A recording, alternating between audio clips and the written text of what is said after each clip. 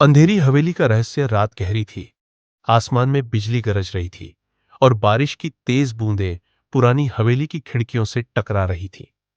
रिया, एक युवा लड़की, डर से कांप रही थी। ये आवाजें, ये क्या है? क्या कोई है? उसने फुसफुसाते हुए कहा। उसकी आवाज डर से भरी हुई थी। उसे नहीं पता था कि उसे इस पुरानी डरावनी हवेली में क्यों आना पड़ा, लेकिन एक अजीब सी बेचैनी उसे यहां खींच लाई थी। मोमबत्ती की हल्की रोशनी में वह धीरे धीरे हवेली के अंदर चली गई। धूल भरी पुरानी चीजें, मकड़ी के जाले और टूटे हुए फर्नीचर, सब कुछ डरावना लग रहा था।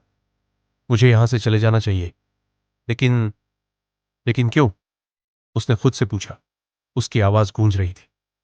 चलते चलते वह एक बंद कमरे के सामने रुकी। दरवाजा थोड़ा सा खुला था और कमरे से हल्की रोशनी आ रही थी। रिया का दिल तेजी से धड़क रहा था। अंदर कौन है? उसने डरते हुए पूछा। सावधानी से उसने दरवाजा खोला। कमरे में एक बूढ़ा व्यक्ति बैठा था। उसकी पीठ रिया की तरफ थी। कमरे में अजीबोगरीब छायाएं हिल रही थी। तुम यहां क्यों आई हो बच्ची? ये जगह तुम्हारे लिए नहीं है, बूढ़े व्यक्ति ने धीमी डरावनी आवाज में कहा। रिया डर से पीछे हट गई। बूढ़ा व्यक्ति धीरे धीरे मुड़ा। उसका चेहरा छाया में छिपा हुआ था, लेकिन उसकी आंखें चमक रही थी। आप कौन हैं? रिया ने चीखते हुए पूछा।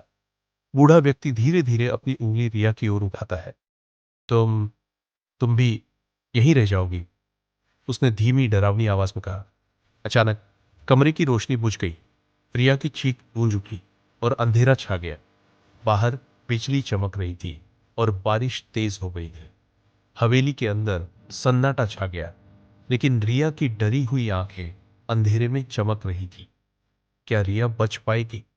ये रहस्य अभी भी अनसुलझा है और अंधेरी हवेली का रहस्य अभी भी गहराता जा रहा है।